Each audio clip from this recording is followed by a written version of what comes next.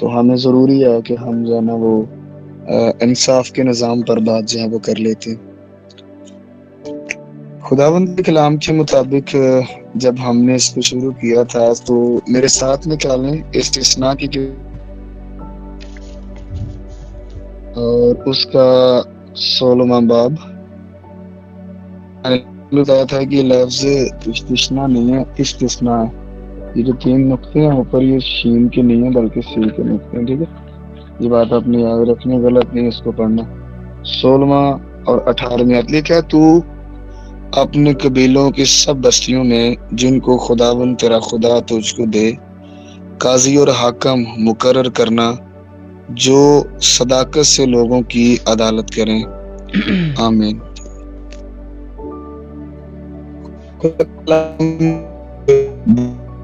شمار حکم دیے گئے، بے شمار باتیں ان کو خداوند کے کلام کے تعلق سے دی گئی، تو ان میں سے انصاف کے نظام کے لیے یہ بات دی گئی کہ آپ نے کس طرح سے انصاف کے نظام کو قائم کرنا ہے۔ تو وہ بڑی ڈیٹیل کے ساتھ ان ساری باتوں کو لیتے ہیں اور سارے معاملات ضرور رکھتے ہیں۔ تو کام کے مطابق یہ تھا کہ وہ کہہ رہے تھے کہ قبیلوں میں سے اپنی بزرگ تعین کرنا ہے تاکہ وہ انصاف لیں اور آگے چلیں۔ اور میں بتا رہا تھا کہ یہودی لوگ جو تھے وہ پوری دنیا میں پھیلے ہوئے تھے، اس کے لیے بزنس کے لیے، باقی بھی معاملات کے لیے، پھر جگہ اور جہاں کسی کو سوٹیبل لگتا تھا وہ وہیں قیام کر لیتا تھا، تو اسی لیے وہ سارے یہ معاملات کیا کرتے تھے۔ تو میں آپ کو بتانا چاہتا ہوں کہ جہاں خاندان یہودی ہوتے تھے نا، وہاں پر ایک عدالت بنائی جاتی تھی جسے سنگوگ تھے، سنگوگ میں لاسٹ میں لکھوایا تھا، اور یہ وہاں پر ضروری تھا کہ 120 خاندان ہوں اور ان کے سربراہان ہوں، اور وہاں پر عبادت کے لیے جو ہے وہ کوئی نہ کوئی خداوند کا بندہ اویلیبل ہو، اور بندہ ایسا ہو کہ جس کے مطلب وہ لاویوں کے عام بندہ عبادت نہیں کروا سکتا تھا۔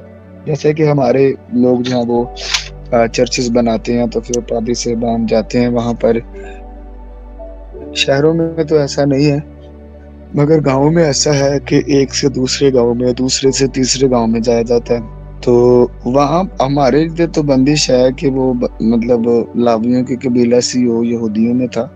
ہمارے ادھر یہ نہیں تھا، ہمارے ادھر تھا کہ کوئی بھی اور کیسا بھی ہو سکتا ہے، اس میں کوئی مسئلہ نہیں ہے، کوئی دو رائے نہیں ہے، یہ بات آپ نے یاد رکھنی ہے۔ تو خداوند کے کام کے مطابق یہ بتایا جاتا ہے کہ 120 کا خاندان جو ہے نا ہونا چاہیے، اور اس میں مطلب ایک عدالت ہو، اور 120 خاندانوں میں بزرگ جو تھے وہ چنے جاتے تھے جو عام فیصلے دیا کرتے تھے۔ کسی کی لڑائی ہو گئی ہے تو فیصلہ دیں، کسی کا کوئی چھوٹا موٹا معاملات ہو گئے تو ان کو دیکھیں اور پرکھیں اور سارے معاملات کریں۔ خیال رہے یہ چھوٹے چھوٹے عبادت خانے بھی ہوتے تھے اور عبادت کے لیے لوگ یہاں پر آتے تھے۔ میجر عبادات کے لیے میں کئی دفعہ ڈسکس کر چکا ہوں، 3 عیدوں کے لیے یروشلم آتے تھے، مگر جو عام روٹین کی عبادات تھیں جس میں یہودی شام صبح دوپہرہ نو میں فریاداں گزارا، وہ 3 ٹائم پریئر ٹائم تھا ان کا، وہ کرتے تھے خداوند کے حضور میں، اور پراپر ان کی اذان ہوتی تھی، شما اسرائیل اڈونائی الوہیم، تو جیسے وہ پریئر کال بولتے تھے اس طرح سے وہ لوگوں کو بلاتے تھے خداوند کے گھر میں، اور وہ لوگ پراپرلی ادا کرنے آتے تھے نماز، پھر وہ سجدے کرتے، رکوع میں جاتے، یہ سارے سلسلے وہاں پر موجود تھے ان کے ہاں، اور یہ اہم کام تھے، یہ کام کوئی نارمل یا عام نہیں تھے۔ تو میں آپ کو بتانا چاہتا ہوں کہ یہی سلسلے وہاں پر جاری تھے اور یہ عبادتیں تھیں وہاں پر ہو رہی ہیں، یہ معاملات ہوتے تھے۔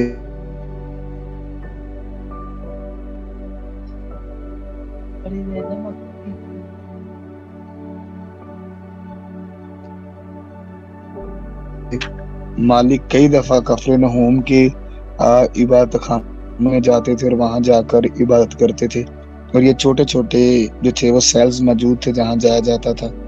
تو یاد رکھیے گا کہ غلیل کے اندر بھی تھے، یہودیہ میں بھی تھے، اور میرا خیال ہے کہ 20 یا 25 کلومیٹر کے دائرہ میں ایک عبادت خانہ مل جاتا تھا ان کو، اور وہاں پر یہ جاتے تھے اور جا کر عبادت کرتے تھے۔ اب دیکھیں کہ کلام میں لکھا ہے کہ گلیل میں گاؤں بھی تھے، گاؤں گاؤں میں پھرتا رہا مسیح، تو 256 گاؤں ریکارڈ کیے جاتے ہیں کہ وہاں پر موجود تھے۔ اور اگر ہر گاؤں کی آبادی بھی 1500 سے زیادہ ہے تو نو ڈاؤٹ 256 تو عبادت خانے ہوں گے۔ پلس علاقہ وہاں 10 بڑے شہر تھے، پھر ناصرت میں تو کافی زیادہ جو تھے یہ سیلز موجود تھے جہاں جا کر یہ تمام کام ہوتے تھے۔ اچھا جی، کسی جگہ پر اگر 120 کم خاندان ہوتے تھے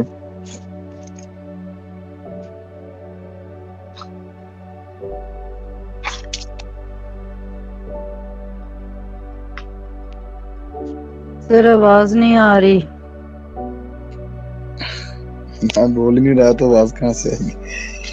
سنیں تو اگر کسی جگہ پر 120، اچھا یہ اسٹیفنس صاحب کیا کر رہے ہیں؟ کبھی کوئی بیک گراؤنڈ آ رہا ہے، کبھی کوئی بیک گراؤنڈ آ رہا ہے آپ کو۔ تو میں عرض کر رہا تھا کہ جہاں 120 سے کم لوگ ہوتے تھے، خاندان لوگ ہوتے تھے، وہاں پر جو ہے نا وہ پھر مطلب 3 لوگ بڑے بزرگ ہو جاتے، 7 لوگ ہوتے، فیصلے دینے کے لیے یہ لوگ موجود ہوتے تھے۔ مگر آپ وہاں پر اگر کوئی مطلب فیصلہ سنتا تھا اور فیصلے کو ایکسیپٹ کر لیتا تھا تو ٹھیک تھا، مگر اگر وہ ایکسیپٹ نہیں کرتا تھا تو وہ یہ اہلیت رکھتا تھا کہ وہ شخص جو ہے وہ بنی اسرائیل میں جو ان کی عدالت ہے اس کو چیلنج کرے اور وہاں سے انصاف لے سکے۔ تو یہودیوں کی ایک عدالت تھی جسے گریٹ سنہیڈرن بولتے تھے، یہ لکھ لیں جی، گریٹ سنہیڈرن۔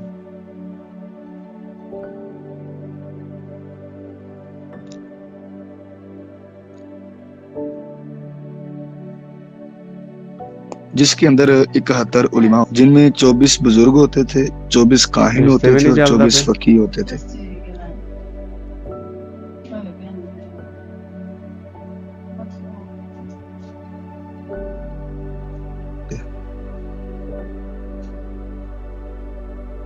بڑے اہم ترین بزرگ ہوتے تھے جو خداوند کے کلام کو جانتے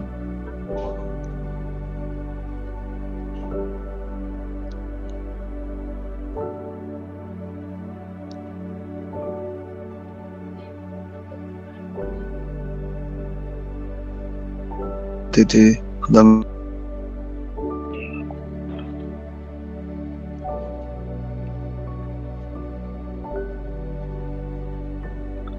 ہیلو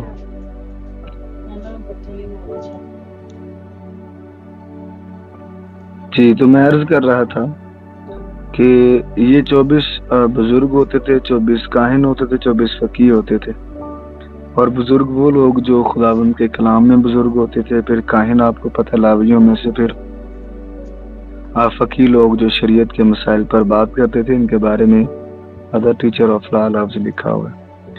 اگر کوئی فیصلہ دینا ہوتا تھا تو 71 علماء میں سے کم از کم 23 لوگوں کا ہونا ضروری تھا اس عبادت میں، اس فیصلے کی وقت میں۔ 23 سے کم ہوں گے تو فیصلہ نہیں ہوگا، 23 ہوں گے تو فیصلہ ہوگا۔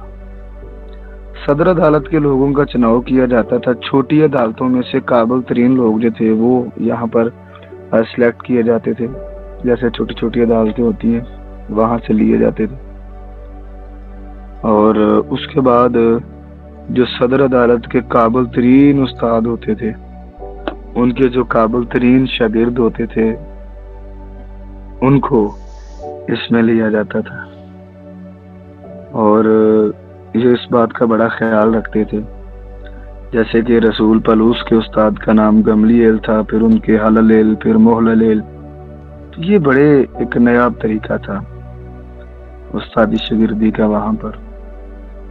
اچھا جی، اس عدالت کے کئی مقاصد ہوتے تھے، مگر 3 باتوں کا بڑا اہم خیال رکھا جاتا تھا۔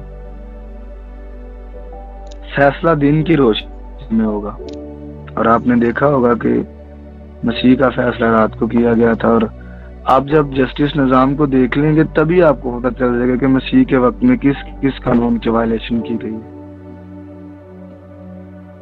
اور آگے دوسرا تھا کہ اگر کوئی ملزم جو ہے وہ اپنا دفاع خود بھی کر سکتا ہے،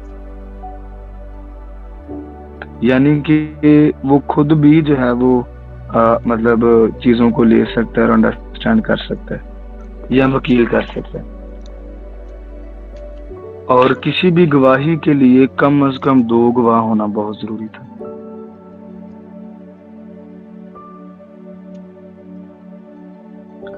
اور استثناء 19 باب کی 16 سے 19 آیت جب آپ پڑھیں گے تو آپ کو پتہ چلے گا کہ اگر کوئی جھوٹی گواہی دے گا تو اس کے ساتھ وہ کیا سلوک کرتے تھے۔ بڑا گھنونا سلوک کیا جاتا تھا اس کے ساتھ، اس کو مار دیا جاتا تھا۔ جو سزا وہ کسی کو دلوانا چاہ رہا ہوتا تھا جھوٹی گواہی دے کر، اگر وہ جھوٹی گواہی ثابت ہو جاتی تو وہی سزا پھر اس کو دے دیتے تھے۔ کن لوگوں کی گواہی قبول نہیں ہوتی تھی؟ ایک تو عورت کی گواہی نہیں قبول ہوتی تھی، پھر عورت پہلا پتھر بھی نہیں مار سکتی تھی۔ یاد رکھیے گا، جب کوئی سنسار کرنا ہوتا نا بندہ کو تو کہتے نا اسے پتھر مارو، تو پہلا پتھر نہیں مار سکتی تھی وہ۔ عورتوں سے اچھا برتاؤ نہیں تھا یہودیوں کا، میں کتنی دفعہ بتا چکا ہوں، یہ مسیح کے آنے کے بعد کی برکت ہے۔ اور اس کے بعد جو بچہ ہوتا تھا اس کی بھی گواہی نہیں ہوتی تھی، جس بندے کی کم زمین ہوتی تھی اس کی بھی نہیں، غلام کی نہیں، اور برے کردار والے بندے کی گواہی ایکسیپٹیبل نہیں تھی۔ اور کمرہ عدالت میں جو تھا وہ یاد رکھیے گا کہ جب کوئی فیصلہ ہوتا تھا، جی اندریا صاحب رکے میں آپ کی بات لیتا ہوں، پہلے بات سنیں۔ جو کمرہ عدالت ہوتا تھا اس میں یاد رکھیے گا کہ فیصلہ وہیں پر بیٹھ کر سنا جائے گا، کسی اور جگہ پر نہیں سنا جائے گا۔ یہ بڑی اہم بات ہے، فیصلہ اسی جگہ پر سنا جائے گا، یعنی کوئی ادر جگہ نہیں ہوگی۔ اور مسیح کے وقت میں سردار قیافہ کے گھر میں سارا فیصلہ سنا گیا، یوحنا کے گھر میں، تو یہ بھی ایک غلط بات تھی۔ اور ایک اور بات، جس دن آپ نے کوئی فیصلہ دینا ہے اس دن اگلے دن عید نہیں ہونی چاہیے، کیونکہ یہودی عید والے دن روزہ نہیں رکھتے تھے اور فیصلہ سنانے کے لیے انہیں ایک دن کا روزہ رکھنا پڑتا تھا۔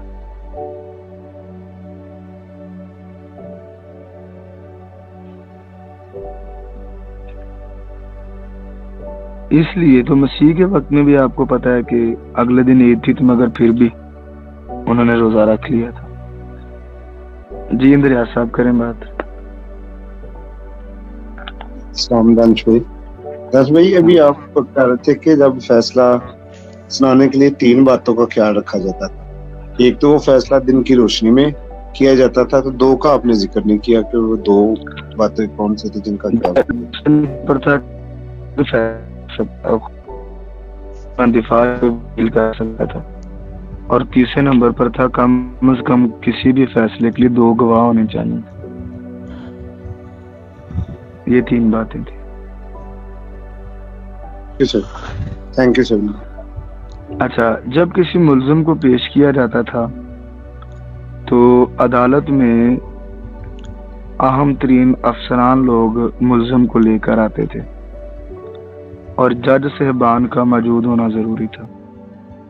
مسیح خداوند کو کوئی افسر نہیں لے کر آیا، جج بھی موجود نہیں تھے، دین اس کے بعد تمام افسر جو تھے وہ دیکھتے تھے، ملزم کو ایسا بھی نہیں ہوا، اور وہاں پر انٹیلیجنٹ لوگ ہونا بھی موجود تھے، الزام بلند آواز سے پڑھا جاتا تھا اور پھر باری باری گواہی دی جاتی تھی۔ مسیح کے وقت میں ایسا کچھ بھی نہیں تھا، کوئی معاملہ ہی نہیں تھا۔ آپ سمجھ رہے ہیں نا میری بات؟ مالی کے حیات کے وقت میں ایسا کچھ نہیں ہوا، وہ ساری کے سارے معاملات بڑے خراب تھے۔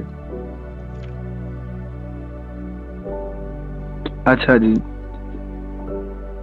اگر کوئی جھوٹی گواہی دیتا تھا تو گواہی لینے سے پہلے، جیسے آپ نے دیکھا ہوگا نا فلموں میں، وہ ہاتھ رکھتے ہیں گیتا پر اور کہتے ہیں جو کہوں گا سچ کہوں گا، سچ کے سوا کچھ نہیں کہوں گا، تو وہ بھی کچھ ایسا ہی کرتے تھے۔ وہ کہتے تھے قسم کھاؤ، اگر جھوٹ بولو تو اس بندے کا خون تمہاری اولاد پر آئے اور تمہاری نسلیں اگلی پر آئے، تو وہ اس بات سے بڑے ڈرتے تھے۔ آپ کو یاد ہوگا کہ مسیح خداوند نے جب آخری دیا تھا، منگل والے دن میں نے آپ کو پڑھایا تھا اور مسیح نے کہا تھا کہ یہ سب کچھ تمہاری اولاد پر آئے گا۔ یاد آیا آپ کو؟ جی، تو میں عرض کر رہا ہوں کہ گواہی کے بعد جج اپنا فیصلہ لکھتے تھے، کچھ ہاں میں اور کچھ نہ میں۔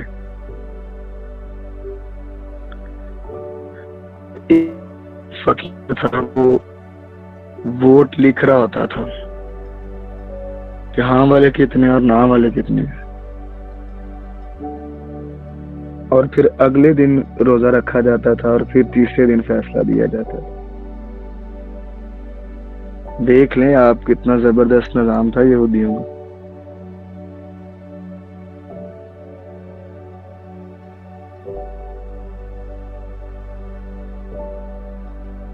پہلے دن وہ فیصلہ سنتے تھے، پھر اگلے دن وہ روزہ رکھتے تھے، پھر تیسرے دن فیصلہ دیتے تھے۔ اچھا، اگر کسی کو سزا ہو جاتی تھی نا، تو ایک شخص کو جھنڈا دے کر دروازے پر کھڑا کرتے تھے، اور جب اس کو سزا ہو جاتی تو سزا کے بعد 2 جج اس کے ساتھ جاتے تھے، ایک آگے اور ایک پیچھے چل جاتا۔ یعنی مقصد ہوتا تھا کہ کوئی بھی شخص جو ہے وہ اس کی بے گناہی کا ثبوت لے کر آ جائے تو جلد از جلد پتہ چل جائے تاکہ اس کو سزا نہ ہو۔ یعنی وہ آگے سے آئے تو جلدی سے کاہن کو مل لے، پیچھے سے آئے تو بھی جلدی سے کاہن کو مل لے۔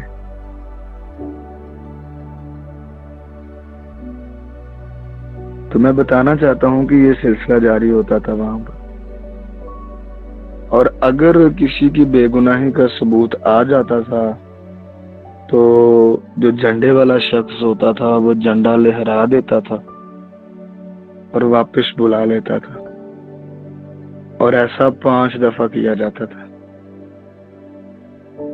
اگر سزا ہوئی ہے کسی کو تو ایک دفعہ کوئی لے کر آ گیا، پھر بھی فیصلہ سنا جائے گا، پھر دوبارہ فیصلہ صاحب ہو گیا تو پھر وہ لے کر جا رہے ہیں، وہ پھر آئے گا تو پھر سنا جائے گا۔ یہی سلسلے جاری رہتے تھے۔ خدا کے لوگوں، یہی معاملات تھے اور یہی واقعات تھے وہاں پر۔ آپ کو پتا یہودا آیا تھا واپس پیسے لے کر کے میں مجھ سے پیسے لے لو، تو انہوں نے پھر نہیں لیے تھے، کو یاد ہوگا نا۔ مسیح کے قانون میں بڑی ساری وائلیشن مسیح کے مقدمے میں قانون کی گئی ہے۔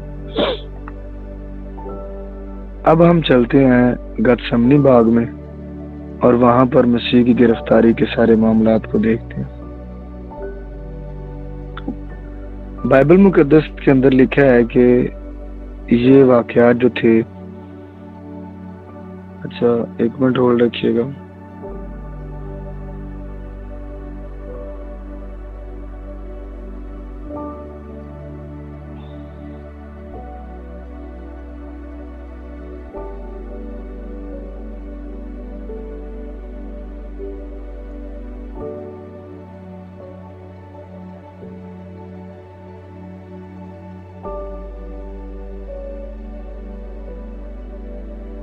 گرفتاری ہے وہ عموماً رات کو ہو جاتی ہے 1 بجے تک۔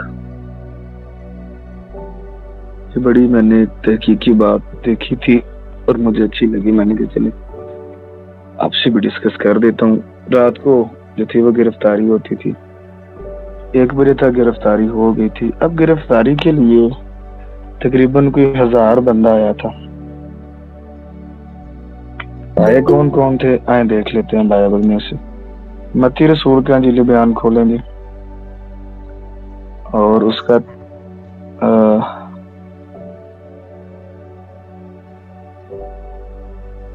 ڈسکشن کر لیتے ہیں کہ کون کون لوگ مسیح خداوند کو گرفتار کرنے آئے ہیں۔ 25واں باب نکالیں سارے متی کی انجیل کا۔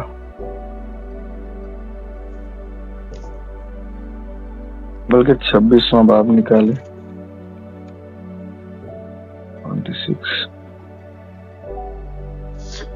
26 اور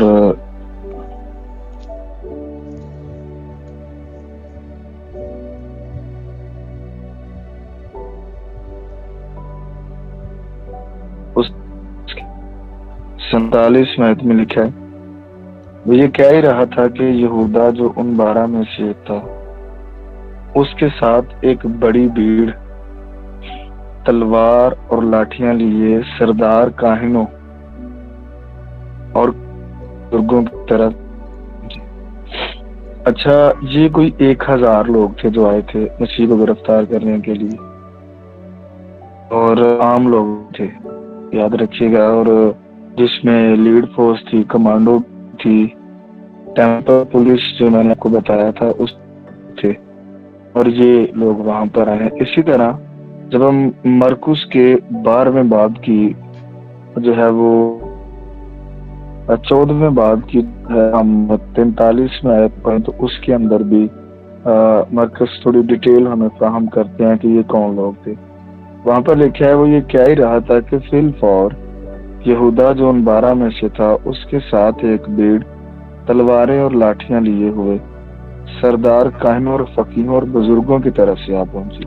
یعنی وہ خود نہیں آئے تھے، ان کی طرف سے لوگ آئے تھے، یا ان میں سے کوئی اکا دکا ہو سکتا ہے، کوئی ساتھ آیا ہو، مگر یہ تھا کہ زیادہ تر وہی لوگ آئے تھے کہ ہم آئیں گے، اور اسے یہ 1000 لوگ تھے، اور ان کے پاس جو ویپنز بتائے جا رہے ہیں وہ تلواریں تھیں۔ تلواریں اس وقت 2 قسم کی استعمال ہوتی تھی، ایک تلوار تھی بڑی تلوار، اور ایک بالکل چھوٹی جیسے چاقو ٹائپ ہوتی ہے، اور پترس کے پاس جو تلوار تھی وہ چاقو ٹائپ تھی، وہ بڑی تلوار نہیں تھی۔ یہ بات آپ نے یاد رکھنی ہے۔ تو فقیہوں اور بزرگوں کی طرف سے آ پہنچی۔ اور اسی طرح جب ہم لوکا 22ویں باب کی 47ویں آیت میں دیکھیں تو اس کے اندر بھی جو ہے ہمیں کافی ڈیٹیل فراہم کی جاتی۔ کہہ رہا تھا کہ دیکھو ایک بڑی بھیڑ آئی اور ان 12 میں سے یہودا تھا، اس کے آگے تھا، یسوع کے پاس آ کر اس کا بوسہ لیا۔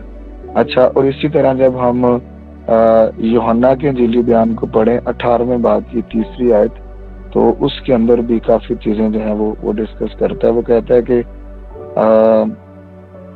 پس یہودا سپاہیوں کی پلٹن اور سردار کاہنوں اور فریسیوں سے پیادے لے کر مشلوں اور چراغوں اور ہتھیاروں کے ساتھ وہاں آیا، اور یہ ایک بڑا سچویشن کریٹ کرتا ہے جب یوحنا اس سارے واقعے کو لکھتے ہیں نا، اور اس نے کہا جی وہاں پر جو شخص ہوگا جس کا میں بوسہ لوں گا آپ نے اس کو گرفتار کرنا ہے، کسی اور بندے کو گرفتار نہیں کرنا آپ نے۔ تو بوسہ اس لیے نشان تھا کیونکہ پتہ چل جائے، کنفرم ہو جائے کہ بندہ غلط نہ گرفتار ہو، اور جب کوئی ملتا تھا تو پیار سے ایک دوسرے کو بوسہ دیتے تھے، اور میں نے ٹیچ کیا ہوا ہے آپ کو کس طرح سے وہ کرتے تھے۔ اور اب لکھا ہے کہ وہ یہودا سپاہیوں کی پلٹن، وہ میں نے بتایا نا کہ جو رومن سپاہی تھے وہ پرشین لوگ تھے، اور سردار کاہنوں سے پیادے لے کر، وہ خود کوئی بندہ نہیں آیا، انہوں نے بندے ہی بھیجے ہیں کہ آپ جاؤ، اور اس کے پاس ہتھیاروں کے ساتھ وہاں آیا۔ جو ہتھیار اس وقت کے اویلیبل تھے وہی تھے وہ۔ جب کوئی کسی بندے کو پکڑواتا تھا تو ذمہ داری ہوتی تھی پکڑوانے تک کی اس کی نا، تو اس نے پکڑوا دیا مسیح خداوند کو، اور وہ مشلوں اور چراغوں کے ساتھ آئے۔ اور اب کلام بتاتا ہے کہ وہ جیسے ہی آئے ہیں، یسوع ان باتوں کے ساتھ ہونے والی تھی جان کر باہر نکلا اور کہنے لگا کسے ڈھونڈتے ہو؟ 5ویں آیت میں لکھا، انہوں نے جواب دیا یسوع کو۔ یسوع نے ان سے کہا میں ہوں، اور ان کا پکڑوانے والا یہودا بھی ان کے ساتھ کھڑا تھا۔ اسی کے یہ کہتے کہ میں ہوں پیچھے ہٹ کر زمین پر گر پڑے۔ پس اس نے ان سے پھر پوچھا کہ تم کسے ڈھونڈتے؟ آپ سمجھے نا میری بات، یہ کوئی سڈنلی واقعہ نہیں ہوا، یہ بڑا ایک اہم ترین واقعہ ہے وہاں پر جو ہو رہا۔ کسی بندے نے گرفتار نہیں کیا مالک کو، مالک نے خود اپنی گرفتاری دی تھی۔ اور آپ کو پتہ ہے یہ کون سا میں ہوں ہے؟ یہ وہ والا میں ہوں جو حرب پر موسیٰ کے سامنے کہا تھا، میں جو ہوں سو ہوں۔ تو مسیح کو پتہ چل گیا کہ اگر میں نے اپنی زبان کھول کے رکھی نا اختیار کے ساتھ، تو ان لوگوں نے مجھے گرفتار نہیں کرنا۔ آپ کو پتہ ہے جب یہودیوں نے پیادے بھیجے تھے جاؤ یسوع مسیح کو گرفتار کر کے لاؤ، وہ خالی ہاتھ ہی واپس آ گئے تھے۔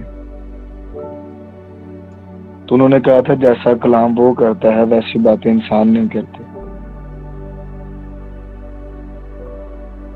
تو میں آپ کو بتانا چاہتا ہوں کہ مسیح اگر بولتے نا پیار سے تو گرفتار انہوں نے آج بھی نہیں ہونا تھا، مگر اس نے جمشید اور استفنس اور اندریاس اور دانش کو نجات دینی تھی، اس لیے وہ خاموش رہے تھے۔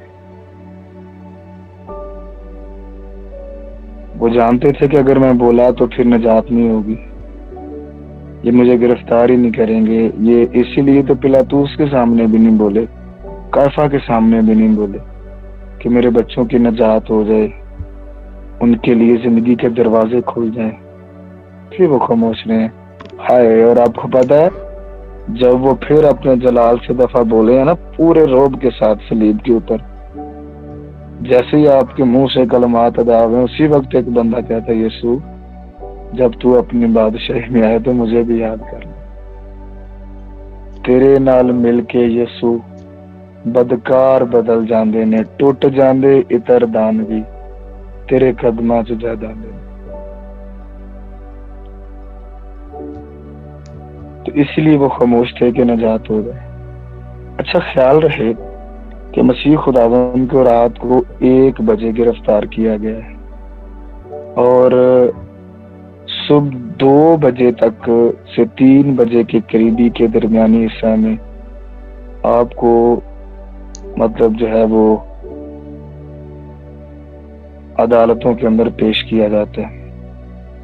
1 بجے گرفتار ہو جاتے ہیں مسیح، اور 1 سوا 1 اور یا 1:30 بجے تک جو ہے وہ کیفا کے سامنے، پھر حنا کے سامنے پہلی پیشی ہوتی ہے۔ لکھ لیجیے کہ مسیح کی 6 پیشیاں ہوئی تھی، 3 مذہبی طور پر تھیں اور 3 سیاسی طور پر تھیں۔ ڈیٹیل ہم آگے چل کر دیکھیں گے۔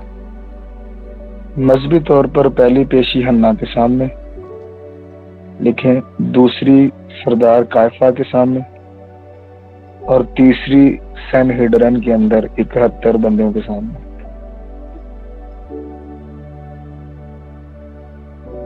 اور پھر پلاطوس کے سامنے سیاست میں، پھر ہیرودیس کے سامنے، اور پھر پلاطوس کے سامنے۔ یہ 6 بڑی پیشیاں مسیح خداوند کی ہوتی ہیں جی۔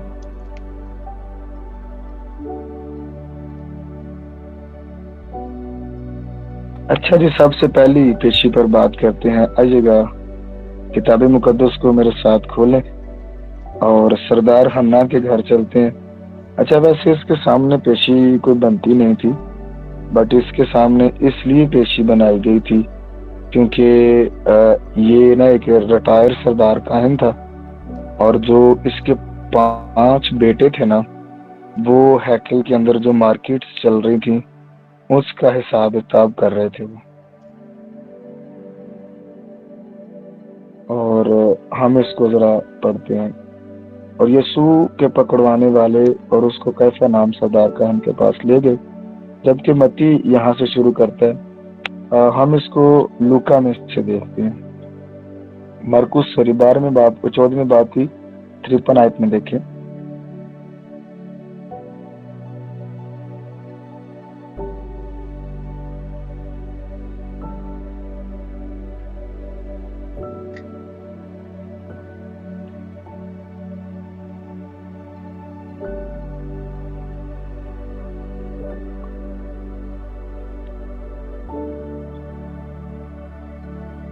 جی 1 منٹ۔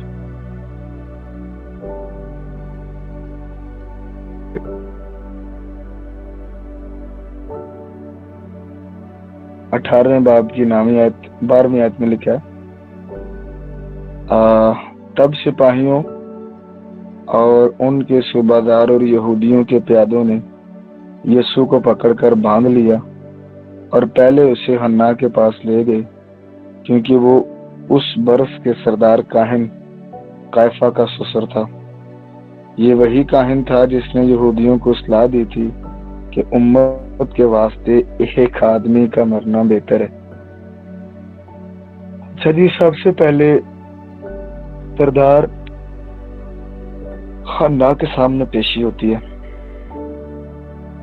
اس کا نام جو تھا حنا بتایا جاتا ہے، اور یہ ریٹائر تھا بندہ، اور اس کے جو تھے وہ مطلب 5 بیٹے تھے جو ہیکل کا کام سارا چلا رہے تھے۔ اور بتانا چاہتا ہوں کہ یہودیوں کی جو گورنرشپ ہے نا، یہ اسرائیل پر کو 100 سال رہی ہے، یعنی کہ وہ گورنر مقرر کرتے تھے کسی کو۔ اچھا، یہ 15 منٹ تک نا کلاس ڈراپ ہو جائے گی، جمشید صاحب دوبارہ لنک دیں گے، آپ نے وہ جوائن کرنا، ٹھیک ہے؟ کلاس سے چلے نہیں جانا، کلاس کو پورا اٹینڈ کرنا ہے آپ نے۔ ہاں جی، تو میں عرض کر رہا ہوں کہ یہودیوں کی جو گورنرشپ ہے نا وہ 100 سال رہی ہے، اور ان 100 سالوں میں انہوں نے کوئی 28 کاہن بدلے تھے۔ ہر کاہن کا دورانیہ تقریباً 4 سے 4.5 سال رہتا ہے، اور اس بات کو یاد رکھیے گا کہ وہ یہ کہانت کے عہدے پر سردار قیفہ 17 سال کہانت کرتے رہے۔ تو ریٹائر سردار کاہن کے گھر میں پیشی نہیں بنتی تھی، وہ چاہتے تھے کہ پیشی جو ہے وہ ہلڈن کے اندر ہی ہو، مگر وہ خود کی غصہ نکالنے کے لیے نہ بتاتے ہیں کہ مسیح کو اپنے ہاں پیش کرواتا ہے اور اس سے پوچھتا ہے سارے معاملات، یہ وہ کیونکہ اس کی مارکیٹ کا نظام بند کیا گیا، مسیح نے ان کو گھر سے نکال دیا اور کہا کہ نکل جاؤ یہاں سے، میرے باپ کا گھر قوموں کے لیے دعا کا گھر ہے۔ وہ اسی طرح سے اپنے معاملات کرتا تھا۔ سردار کاہن جو تھا یہ صدوقیوں میں سے ہوتا تھا، اور صدوقی لوگ کہانت کے عہدے پر فائز ہوتے تھے، اور بڑا امیر ترین فرقہ تھا یہ۔ آپ قیفہ کے حساب سے لگا لیں کہ وہ کس قدر امیر شخص تھا۔ اس کے گھر میں چوکی ہے، وہاں پر چیک پوسٹ بنی ہوئی ہے، بڑے بڑے برآمدے بنے ہوئے ہیں، صحن بہت بڑا ہے، پیادے اس کے ماتحت کام کرتے ہیں۔ تو یہاں پر یہ سارے معاملات ہیں۔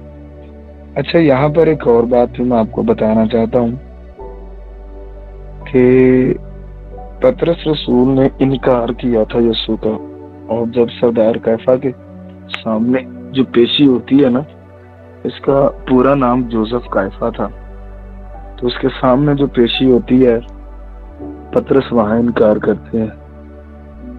تو یاد رکھیے گا کہ جو غلیلی لوگ تھے نا، ان سے یہودیہ کے لوگ بڑی نفرت کرتے تھے، ان کو کلمات برکات بھی نہیں دیتے تھے، پتہ آپ کو، کیونکہ ان کے پاس کوئی اچھا بزنس نہیں ہوتا تھا۔ وہ یہاں تو چراہے ہوتے تھے، اور یہاں صرف وہ تھے وہ ہوتے تھے کیا نام ہے مچھوارے۔ تو یہ دونوں کام ایسے تھے جس سے بدبو آتی تھی، تو ان کی گواہی بھی قابل قبول نہیں ہوتی تھی، اور چرواہوں کے پاس تو کوئی اچھی خبر بھی نہیں ہوتی تھی۔ کہ جب بھی آ کر لوگوں کو کلام سنا بات بتاتے تھے تو کہتے تھے جی بھیڑیا اتنی بکریاں کھا، آپ سمجھ لیں کہ منوس خبر ہی لے کر آتے تھے جب بھی آتے تھے عوام میں۔ مگر جب مسیح پیدا ہوئے تو پھر انہیں کہا گیا جی کہ آج داؤد کے شہر میں تمہارے لیے ایک منجی پیدا ہوا، یعنی کہ مسیح خدا ہوا۔ میں تمہیں بڑی خوشی کی، یعنی کہ آج کے بعد جتنی بھی تم خبریں لے کر گئے وہ نارمل ہے، مگر یہ خبر بہت بڑی خوشی کی خبر ہے۔ تو یاد رکھیے گا کہ یہ بڑے ایکٹیو لوگ تھے اپنے زمانہ میں، بٹ ان سے نفرت بڑی کی جاتی تھی۔ اگر کوئی خاص جگہ پر کوئی غلیلی آ جاتا تھا وہ اسے مار ہی دیتے تھے بیچارے کو۔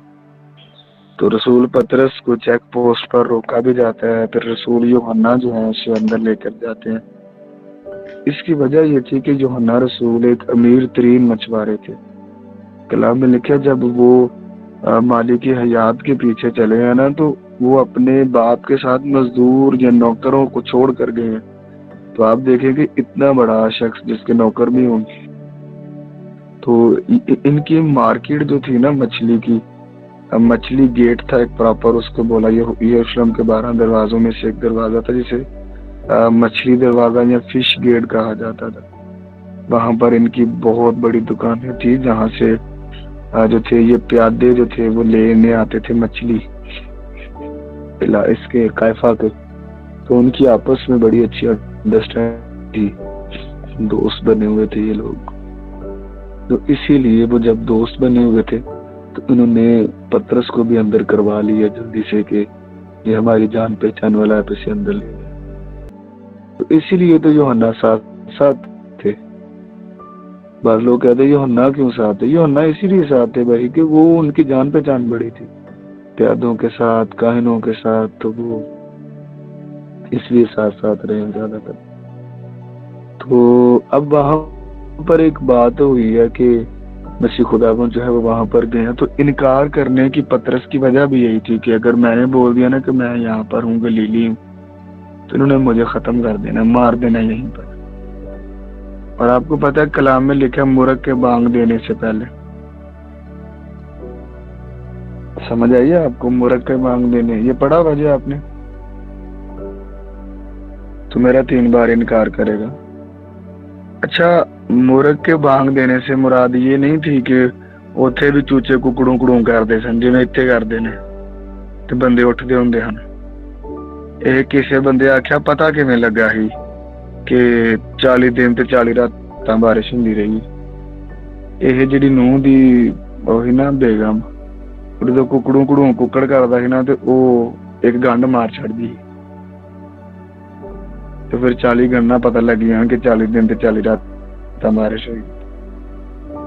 ਬੰਦੇ ਆਪਣੇ ਕੋ ਐਡੇ ਖੂਬਸੂਰਤ ਲੌਜਿਕ ਦੇਖਦੇ ਨੇ ਨਾ, ਹਾਸਾ ਹੀ ਆ ਜਾਂਦਾ। ਤੇ ਇੱਕ ਅੰਮਾ ਆਂਦੀ ਸੀ ਕਿ ਜਦੋਂ ਪਤਰਸ ਨੇ ਇਨਕਾਰ ਕੀਤਾ ਸੀ ਤੇ ਕੁੱਕੜ ਨੇ ਬਾਂਗ ਦਿੱਤੀ, ਕੁੱਕੜ ਕਿਹਦਾ ਸੀ? ਦੇਸੀ ਕਿ ਸੀਲ ਕੁੱਕੜ ਸੀ? ਇਹ ਆਪਣੇ ਕੋਲੋਂ ਜਿਹੜੇ ਮਾਮਲਾ ਜਿਹੜੇ ਨਾ ਛੱਡਦੇ ਹੁੰਦੇ ਲੋਕ। समझ आ रही है? मगर जब हम तारीख पढ़ें और रोमन हिस्ट्री को पढ़ें तो हमें पता चलता है कि जो यहूदी लोग थे वो 24 घंटों को जो थे वो 8 पैरों के अंदर तकसीम करते थे, यानी 8 पैर होते थे उसके, 4 दिन के और 4 रात के। और इसी तरह जो रोमी लोग थे वो पैरों को 3, 8 और 6 हिस्सों में तकसीम करते थे, 3 पैर दिन के और 3 पैर रात के। तो रात के तीसरे पहर वो एक ट्रम्पट या नरसिंगा बजाते थे जिससे ड्यूटियां चेंज होती थी। सिपाही नाइट शिफ्ट खत्म करते थे और मॉर्निंग शिफ्ट पर आते थे, उसको हैंड ट्रम्पट कहा जाता था। और मुर्ग की बांग ये नहीं, इतने पंजाबी च ना पंजाब च कुकड़ नूं बांगा देंदे ने ना, ठीक है, उधर नहीं था ऐसा कुछ भी। समझ आ रही है आपको बात? अंडरस्टैंड कर गए ना आप? ये सिर्फ ना मामला सिर्फ इत्थे नहीं, पंजाब विच ही नहीं, इधर आपको ना कोई भी बात जो बिब्लिकली है कम से कम उसके अंदर ना नेशन को देखना पड़ेगा। वो कौम कैसी, वो कौम भी कुकड़ा नूं मनदी ही कि नहीं मनदी है, ये भी याद रखना जी। उनका जोग्राफिया कैसा था, माहौल कैसा था, उनके वाकयात और मामलात कैसे थे, ये सारी बातें आपने मद्देनजर रखनी है, सारी चीजों को देखना, ठीक है। तो सरदार कायफा ने जब पूछा कि तू अपने आप को खुदा का बेटा कहता है, तो आपको पता है कि यहूदी जब भी अपना तारुफ किसी गैर कौम को देते थे ना, वो कहते थे I am son of God. यहूदी सारे खुदा के बेटे थे, मगर आपको पता है कलाम में लिखा है वो खास अपने आप को खुदा का बेटा कहता है। खास बेटा कहने से मुराद पता है क्या है? ऐसा बेटा जो जलाल और कुदरत और महिमा और दौलत और तमजीद और हशमत और स्टेटस और लेवल और एसेंस और जोहर में बिल्कुल बाप के बराबर हो। आपको समझ आ रही है? जब हम सनशिप पर बात करेंगे ना मसीह की, उसके अंदर मैं आपको टीच करूंगा कि बाइबल में कितने लफ्ज इस्तेमाल हुए हैं बेटे के लिए। उसूल तौलीद से जो पैदा होते हैं उसको कौन सा बेटा कहते हैं? जी असलम भाई। اچھا سر، آپ نے بتایا کہ یہودی جو ہے وہ اپنے آپ کو خدا کا بیٹا کہتے تھے، سارے یہودی. تو جناب مسیح جب اپنے آپ جناب مسیح نے جب اپنے آپ کو خدا کا بیٹا بولا تو پھر انہوں نے اعتراض کیوں کیا اس بات پہ؟ تو میں وہی آپ کو بتانے لگا ہوں کہ وہ یہودی جو تھے نا، وہ جو لے پالک بیٹے تھے جنہیں ایڈاپٹڈ سن کہا جاتا تھا. اور آپ کو پتا ہے مسیح خداوند جب اپنے آپ کو بیٹا کہتے تھے نا تو وہ انٹرنل سنشپ کی بات کرتے تھے، ہمیشہ ابدی بیٹا ہونے کی. اور مسیح کے لیے جو لفظ استعمال ہوا ہے نا بیٹا کے لیے، وہ ہے ویوس میگناس. میں کبھی اس پر تشریح کروں گا تو پھر دامن نے چاہا تو بات کریں گے کہ بیٹا ہوتا کیا تھا، کیوں وہ اس کو بیٹا مانتے تھے، کس طرح سے یہودی اتنے تڑپتے کیوں تھے کہ وہ جب اپنے آپ کو بیٹا کہتا تھا. تو بیٹے بیٹے میں فرق تھا، سینس کے حساب سے وہ بات کرتے تھے. تو اس لیے وہ اس باتوں کو بڑا مطلب انڈرسٹینڈ کرنے نہیں بیٹا نہیں ایسے نہیں. تو مسیح خداوند جو تھے وہ بڑا مطلب اپنے آپ کو جب بیٹا کہتے تھے تو وہ حقیقی معنی میں کہتے تھے. تو میں کہہ رہا ہوں جب میں سنشپ پر بات کروں گا تو میں ضرور اس سارے واقعات پر بات کروں گا کہ بیٹے کی کتنی اقسام ہیں، فرشتے بیٹے کیسے ہیں، یہودی بیٹے کیسے تھے، فریسیوں کو بیٹے کیوں کہا جاتا ہے، اور فریسی لوگ اپنے بچوں کو فرزندان فریسی کیوں کہتے تھے. اور اسی طرح ہم یہ بھی بڑی ڈیٹیل سے دیکھیں گے کہ انبیاء زادے کیا ہوتے ہیں. آپ کو پتہ ہے بہت کچھ سیکھنے والا ہے ہمارا. یہ تو ابھی ایک پہلو ہم سیکھ رہے ہیں نا، تو بھی بہت کچھ ہم نے کرنا ہے، بہت کچھ سیکھنا ہے اگر آپ سارے ساتھ رہیں گے. تو اگر ایسی چھٹیاں کرتے رہے تو ہم مجھے سکھانے میں برکت اور مزہ آئے گا نا آپ کو سیکھنے میں مزہ. اب جو چھٹیاں والے ان کا میں علاج سے یاد کروں گا، ٹھیک ہے. یہاں تو یہ گروپ میں ہوں گے، یہاں تو یہ پھر اپنے اپنے گھر میں ہوں گے سارے. ان لوگوں نے لائٹ لیا. میں نے آج اسلام آباد کا سفر نہیں کیا کہ میں نے آپ کو کلاس پڑھانی ہے، میں نے صبح مارننگ میں نکلنا ہے. تو میں اگر اتنی ساری پابندیاں اپنے اوپر عائد کر سکتا ہوں تو آپ لوگوں کو بھی تو کرنی چاہیے نا. تو میں یہ عرض کر رہا ہوں کہ یہی سلسلے وہاں پر جاری تھے اور یہی معاملات اور واقعات تھے اور سارا کچھ ایسے وہاں پر ہو رہا تھا. اور اس نے کہا تو میں تجھے قسم دیتا ہوں کہ تو مجھے بتا کہ تو خدا کا بیٹا ہے. مسیح نے نہیں کہا کہ میں بیٹا ہوں. آپ کو پتا ہے اگر میں نے بتایا نا مسیح خاموش تھے، مسیح ارادہ تھا نہیں خود بولتے تو وہ واقعی بیٹا مان لیتے. مسیح نے کہا تو خود ہی کہتا ہے. اور کلام میں لکھا اس نے اپنا نا پہن چاک کر دیا، کپڑے پھاڑ دیے اپنے. اور جوش جو مرد ہوتے تھے ان کا لباس 5 حصوں پر مشتمل ہوتا تھا. سر پہ امامہ، پھر کیتھن تلید، پھر اندر تلید، پھر اندر وہ بسکوٹ، سارا کچھ پہنتے تھے. تو یہودی لوگ نا اپنے کپڑوں کا بڑا خیال رکھتے تھے، کپڑے وہ پھٹنے نہیں دیتے تھے. آپ کو پتا ہے کلام میں لکھا نا کہ 40 سال نہ ان کی جوتی پرانی ہوئی نہ کپڑے پھٹے. جو انہوں نے کپڑے پہنے ہوئے تھے بیابان میں، تو وہ کپڑوں کا پھٹنا بڑا معیوب سمجھتے تھے. یہ بہت غلط بات ہے کسی کا کوئی کپڑا پھٹا ہو. مگر جب وہ کوئی بڑی دل دہلا دینے والی بات یا سوگ والی بات، کسی کی ڈیتھ نیوز یا کوئی ایسا واقعہ سنتے تھے جن کو انہیں دلی طور پر دکھ ہوتا تھا، تو وہ اپنا پرہن چاکا دے کپڑے پھاڑ دیتے تھے اپنے. اچھا 2 منٹ کے بعد جو ہے نا یہ لنک چلا جائے گا. جمشید صاحب آپ نے فوراً لنک سینڈ کرنا ہے اور ہم اسے دوبارہ جوائن کریں گے، بلکہ کر دیں، ہم اسے دوبارہ جوائن کرتے ہیں.